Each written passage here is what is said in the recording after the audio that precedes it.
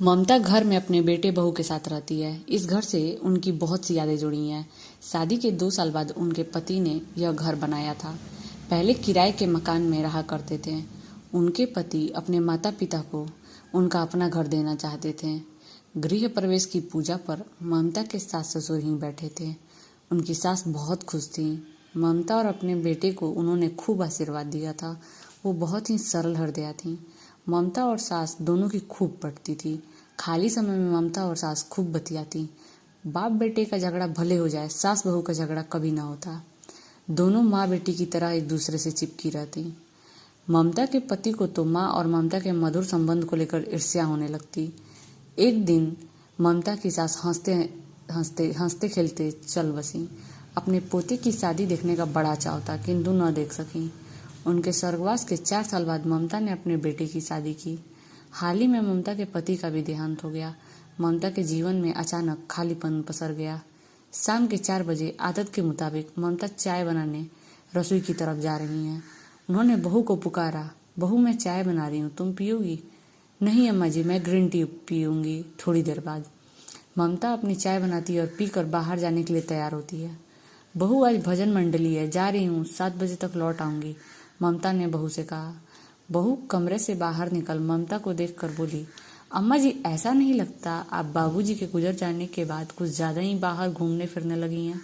सुबह शाम जब भी मन चाहा मंदिर और भजन कीर्तन के बहाने घर से निकल पड़ती हैं। घर में जैसे आपका मन ही नहीं लगता। तुम ठीक कह रही हो बेटी। पहले मैं तुम्हारे बाबूजी की सेवा टहल में लगी रहती थी। दिन न जाने कहाँ निकल जाता था, कब सुबह से शाम हो जाती थी। दोनों बतिया लिया करते थे, समय कट जाता था। किंतु उनके जाने के बाद मेरा समय काटे नहीं कटता। बेटा काम पर चला जाता है, बच्चा स्कूल चला जाता है, ट्यूशन से आता है और खाकर सो जाता है। तुम अपने कमरे में रहती हो, न साथ खाती हो न साथ बैठती हो। अब तुम ही बताओ मैं क्या करूं, मेरा समय काटे नहीं कटता।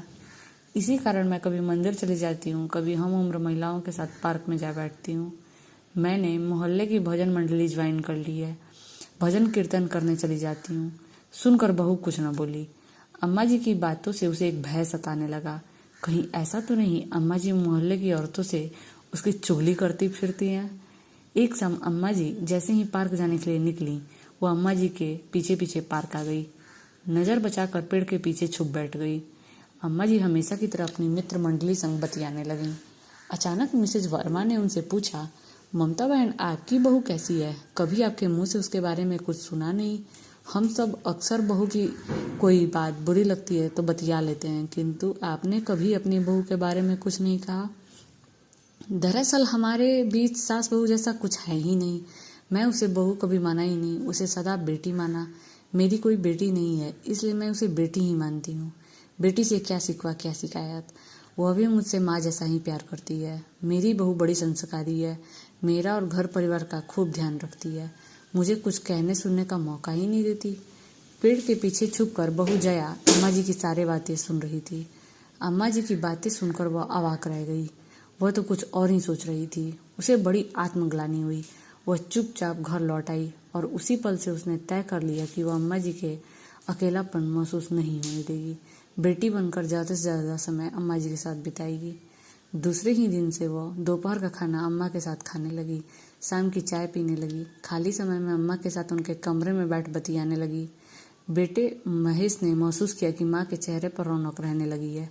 पत्नी को माँ के साथ बैठते खाते और बतियाते देख उसे बहुत खुशी हुई। महेश ने अपने पत्नी के सुंदर व्यवहार और बदलाव के लिए उसे धन्यवाद दिया। इस सुखद बदलाव से सभी खुश थे।